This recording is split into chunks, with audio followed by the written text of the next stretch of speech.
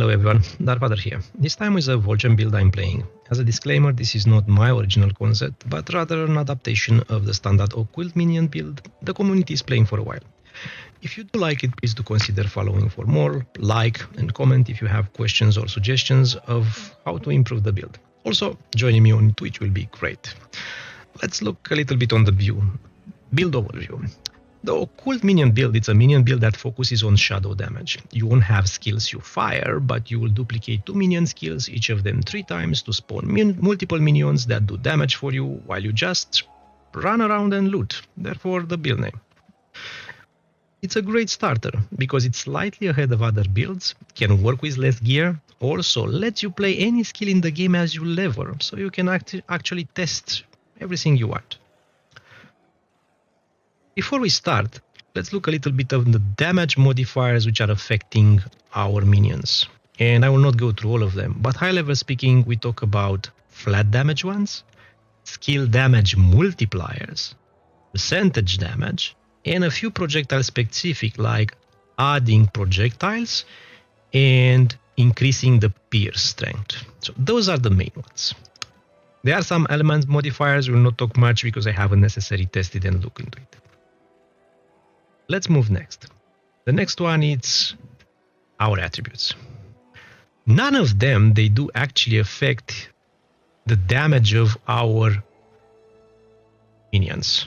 However, we do have this attribute bonus damage, which is in a total of everything you are setting up here. Therefore, the normal way to do is to say, if nothing really matters, but only the number of the attributes you put, let's put everything in toughness, we get more health and force shield. Therefore, for any minion builds, you'll see toughness is the stat you are using, right? So we take toughness. Also, not to consider, you can as well take items which are adding more attributes because you will get an increase here. For example, this 31 wisdom, right? It's adding quite some damage for me, versus this one, which is adding only the same spell skill multiplier but deletes some wisdom. So you can see the difference in damage. If I change them, is the same skill damage multiplier, but I'm losing a lot of wisdom. Of course, I don't really like tough context with this one because I lose a lot of health, but for easier content, why not? You get some extra damage. So we finished talking about attributes. Let's go in and see what skills are we using. We are using only 2 skills. One of it is Livor Mortis. It's a summon. You set it up as shadow, and you have 2 options. You set it up as a DPS, as you see here. So practically you take everything which is damage increase. Or if you feel you get killed too often, you can give up some of the DPS ones and you get some damage absorption.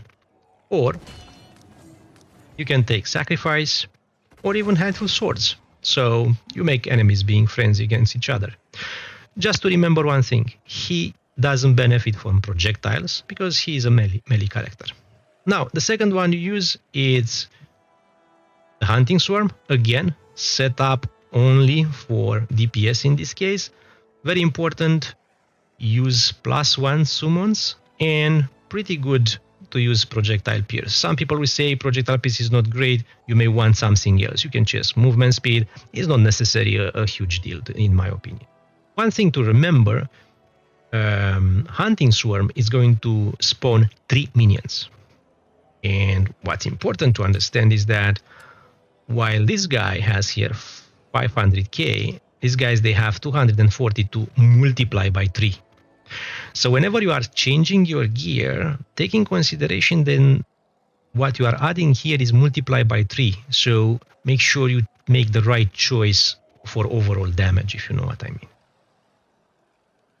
Let's go to the next point. So I guess Gate of Fates. First of all, let's arrange our Gate of Fates as you are watching the stream. I have here Scholar, then I have Warlock, and then I have Blackbringer. So do the same so you can have the same picture. This is the end of the game one, you'll not have it as such. What you need to do probably to be effective is start on spell damage because this affects all the minions. then move to summon, and here you take all the damaging ones. You can skip initially those 4 here unless you see minions dying too often. Then what you can do is to go straight to projectile damage, or to choose to go directly to shadow damage. Right, shadow damage buff both of them. Projectile damage buffs only the archers. So you may go here first probably.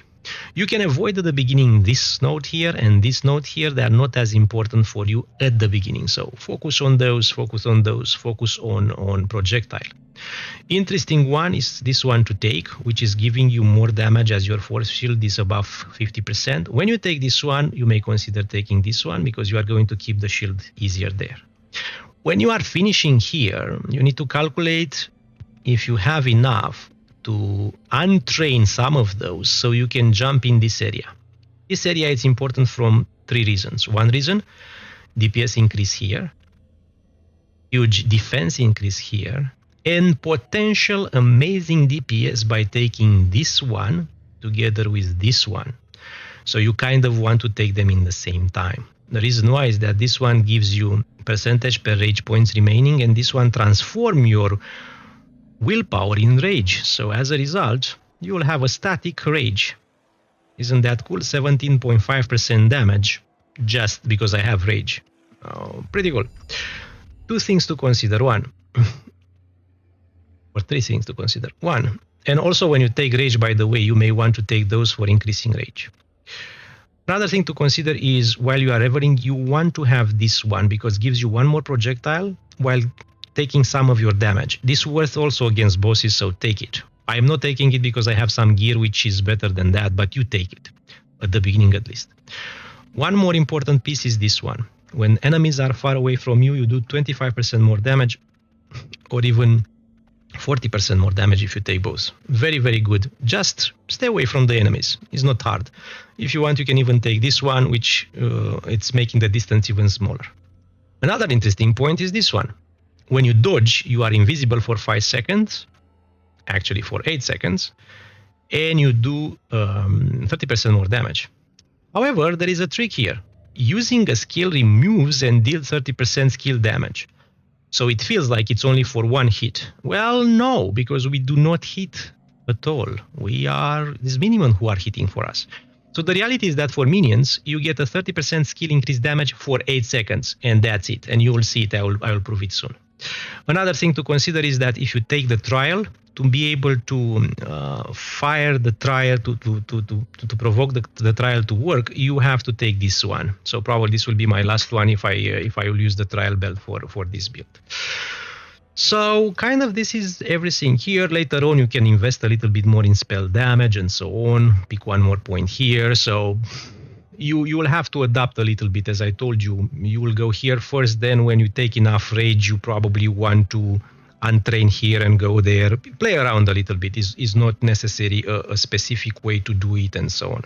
Again, I told you before, it's a great starter build because you do a lot of spell damage and a lot of projectile damage, so you can actually test and play with spells and projectile skills anyway. One more thing to consider, you may want to drop some of those and take white arrows. This is pretty good as well. I haven't tested myself, but I think I will soon to see what benefits I have from him, because there is quite some damage here as well. Let's go next to gear and options. I will show you what I have. Remind ourselves a little bit. So, you see that we have a lot of things to consider in terms of what damage applies. In my case, I am using this headpiece, which is amazing because it gives me 4% more damage per 100 remaining rage points. And as we discussed before, my rage is staying there. So amazing one. You will not have this one at the beginning for sure. Just figure out something with occult damage, right? That should be good. The same here, a similar piece where I have 3% plus 23% damage. Another piece here, similar with this one, when you get damage dealt by summons, right? Very, very good. As I showed you before, I am actually using the Mark of Backstaff, but you can also use this one or any other accessory which is increasing exactly the damaging which you've seen before. I also use Occult damage multiplier. I used to use those, but the reality is that now I am actually using the targeting rings. As I said, you get more projectiles, and even for bosses are good because usually all the projectiles are hitting the boss if they are not very far away. So pretty good. Those are the hands I'm using, damage and material damage. A belt which is amazing because you have damage to spells, projectile damage, material damage, and 14% spell damage. Very, very good. And now the unique you will need for endgame is this one, Veiled Eclipse. This one allows you to use shadow spells without necessarily having a catalyst or a staff, right? Because those two are shadow spells. I can fire them because of this Veiled Eclipse using 2 Abolition Axe. Both of them with spell damage as high as you can. Very, very hard to get. You can try to pick them from other players and buy them. And also I'm using Odelia's March. Now, when you start, again, you'll not have that. So your best bet is probably to use 1 knife, which has, as I said, as much damage as you can. 1 catalyst, which has spell damage or damage added to spells or everything we discussed before, right? Everything here. Try to figure out. And don't be afraid to switch. You take one. It's very easy, right? You look at him and you say, I'm going to change it. And you see the damage changing, right? So it's very easy to test which one is better. You know now what are the things are impacting your minions. Just figure out which one are better by switching the gear. So not a big deal. It's the same for the rest, right? As I said before, you go and pick up some occult damage ones, right? Do I have occult here? I have some material here, some occult here, again occult here. So you can figure out trying to fit up everything here. But again, what it's important, take a big knife which does a lot of damage and a catalyst which is adding you in terms of spell damage and anything else you've seen before. And you have multiple options in the game as they are dropping to you. Don't be afraid to test them out and see what makes sense or what doesn't make sense. Now, if we are at the gear and what you will get as you go, how do you level up? It's actually very easy. When you start the game, you will have access only to 1 skill from Rigor Mortis and 1 skill from Hunting Swarm. So how do we fill the rest of the 3 ones? You have a few options. You can get Feeding Swarm, you can get Parasite, you can even get Plague Burst to play with it. You can take a lot of them. One cool thing which I think it's important to understand is that you don't need all of them. You can take only the Rigor Mortis and the Hunting Swarm. You can maybe considering taking the Feeding Swarm. And if you remember, we spec'd a lot in spells, and we are spec'ing as well in projectiles. So, spell projectile. How about we use this one as well? But this is using our willpower. We will remain out of willpower. Well, how about we use another projectile which is using rage, or another projectile which is using rage? So you can progress in the game using only those 2 skills, 1 each, and for the rest of the remaining 3, take whatever spell and projectile. You will do amazing as you go up. No issues. Okay, so leveling is done. Let's see some gameplay. First of all, let me show you what I said before. So you remember I had 499. Let me put the maximum potential damage just to see it, right? So I have this damage here, and I was saying, look, if I shade away for 8 seconds, I will have more damage. Supplies. For 8 entire seconds. Then you have a cooldown of 12, and you can do it again. So very, very cool mechanic here.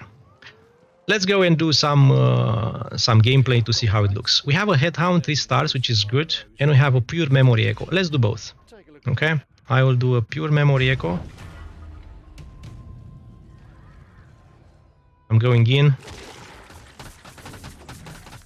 I don't stay too close because, as I said, I want to fire those. I will shade away because she's not vulnerable. I'm shading away. I will do a lot of damage. And then I just need to avoid stuff, stay away from her to get my meditative focus. And now I have 12 seconds of waiting. I'm not going to calculate them, by the way. They are dying, some of them. I am trying to get the shade away again. I did, and I got into a red area. And overall, I let them kill it. And in this moment, I can even loot if I have something to loot. But as we know, she's not giving me anything, so nothing to loot, I guess. Well, as I'm speaking, I'm doing too many mistakes. You have to be careful not to get into those red areas like me. But you can kill this guy in a few... in 40-50 seconds maximum with this build and with the gear I have. Okay, so a little bit of gameplay. This was a 40 seconds one. Let's see, did we get on the stream an amazing build? Affliction. No, it was not the amazing build. And we said we have also a Headhunt, a 3 stars one, which is actually pretty tough. As I was doing testing before, we were playing on a different level, so let's do a standard 217, right? Start operation. Should I do with all the modifiers? I entered already. I don't think it makes any difference. We finished this one anyway with 1000 schools, so not an issue. So again, we get in. I'm going to shade a bit, and I want to make sure I'm not getting hit. I want to stay somehow close to the boss. He died, by the way. Sometime close to the boss, because I want to make sure that if my minions die, they will spawn next to him so they can damage him again, right? So that's one of the tricks you need to do. Nothing is amazing here, so I will stop. Anyway, you've seen 2 very fast gameplay. Both of them under 1 minute, right? Very fast DPS. Again, thank you all for watching. I hope you enjoyed and it was very, very clear. Please consider following me on Twitch and YouTube and leave your comments. And we'll try to do more. I'm working as well on a Mage Slinger build, so let's see how this works. We'll try to do it within a week from now. But until then, have fun and see you around. Bye-bye from now.